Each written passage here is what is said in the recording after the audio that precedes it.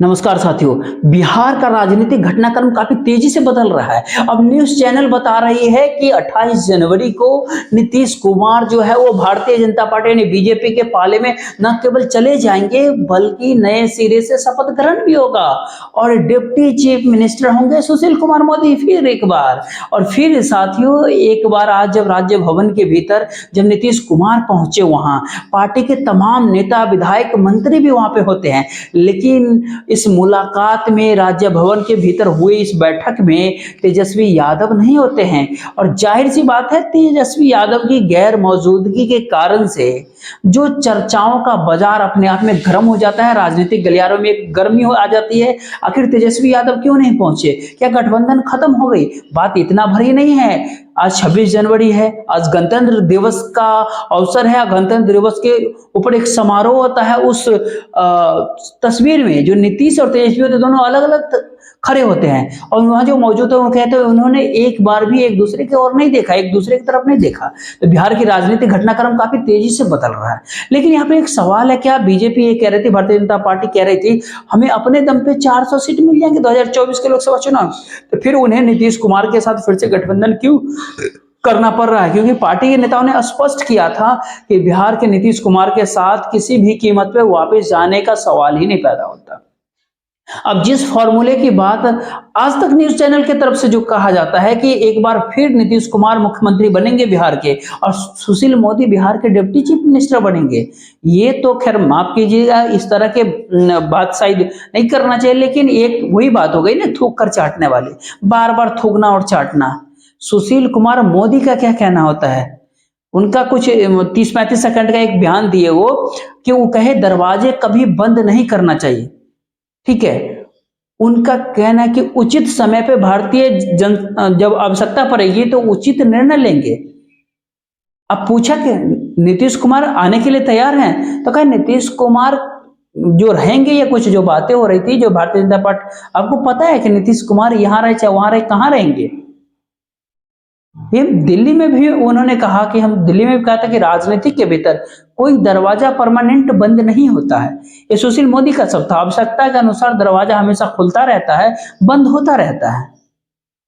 अब उन्होंने तो बात सही कहा कि दरवाजे कभी बंद नहीं करना चाहिए, लेकिन सुशील मोदी जी को याद दिलाना चाहिए कि आज से कुछ महीने पहले देश के गृह मंत्री अमित शाह जी ने पूरे सीना ठोकते हुए नीतीश कुमार के ऊपर किस तरह से तंज कसा था। क्या बोलते हैं जरा ध्यान दीजिए। नहीं, उनका कहना था अमित शाह की, मैं स्पष्ट कह रहा हूं कि किसी के मन में अगर एक संशय हो कि चुनाव के परिणामों के बाद नीतीश बाबू को फिर से भाजपा एनडीए में वापस लेगी तो मैं बिहार की जनता को स्पष्ट कहना चाहता हूं और लल्लन बाबू को भी स्पष्ट कह देना चाहता हूं, आप लोगों के लिए भारतीय जनता पार्टी के दरवाजे हमेशा के लिए बंद हो गए हैं, ये बंद हो चुके हैं। ये नीतीश कुमार के बारे में। और नीतीश कुमार 4 बार पलटी मार चुके हैं, कहीं एक बार फिर से वो पलटी मारने को तैयार हैं क्या? 28 जनवरी 2024 को वह घटनाक्रम फिर से सामने उभर के आने वाला है। एक तरफ तो पूरा राजनीतिक घटनाक्रम बिहार में चल रहा है, लेकिन दूसरी ओर राजद के तेजस्वी यादव। अभी एक बात तो यहाँ पे समझना पड़ेगा कि जो किसी का भी पर्सनली विश्वास नहीं होगा कि भारत देश के राजनीतिक जो मानचित्र पर तेजस्वी यादव इस तरह से अपनी छाप छोड़ेंगे, अपनी दस्तक देंगे। एक और नीतीश कुमार कथित तौर पर व्याकुल है भारतीय जनता पार्टी के जेब में बैठने के लिए। आखिर क्यों? क्योंकि उनके इंडिया गठबंधन के कन्वीनर बनना चाहते थे, प्रधानमंत्री का चेहरा बनना चाहते थे। कांग्रेस ने उनकी उम्मीदों के ऊपर पानी फेर दिया। लेकिन दूसरी ओर यहीं बिहार के Tejashwi Yadav deputy chief minister वर्तमान के, वो अभी भी जनता से रूबरू हो रहे हैं। उन्होंने बताया आज कि देश भारत के सबसे बड़ी समस्या, सबसे बड़ा दुश्मन बेरोजगारी है। एक और जातीय जनगणना की बात करके, कास्ट सेंसस की बात करके, जातियों की भागीदारी बढ़ाने की बात करके, और दूसरी ओर लगातार जनता को ये समझाना कि नौकरी ही समाधान है इस भारत देश का समस्या का। जरा एक बार तेजस्वी यादव का क्या कहना होता है? उनका कहना था, पहले भी कहते थे और अभी भी कहते हैं, सबसे बड़ा जो दिक्कतें हैं वो गरीबी सबसे बड़ा दुश्मन है। और बहुत बड़ा सवाल होता है, एक और तेजस्वी यादव होते हैं, दूसरी ओर नीतीश कुमार होते हैं। लेकिन नीतीश कुमार के 2 बयान जो आता है। हाल ही में नीतीश कुमार जो अलग अलग मंचों के ऊपर कहा कि हमें मरना पसंद होगा, लेकिन भारतीय जनता पार्टी के पास वो वापस नहीं जाएंगे। लेकिन वो अब क्या कर रहे हैं, वो क्या 28 जनवरी को वाकई सब कुछ वही होने वाला है जिसकी खबरें चल रही है? नीतीश कुमार पहले क्या कहा था, इसीलिए अब जनता एक सवाल करके एक सवाल, क्या राजनीतिक गलियारे में ईमानदारी नाम की कोई चीज नहीं होती? राजनीतिक सुचिता नाम की कोई भी चीज नहीं होती? क्या बिहार की जनता को, मतलब हर राजनीतिक दल इतना ना समझता है कि हर एक साल में पाला पलटते हैं, पाला बदल देते हैं?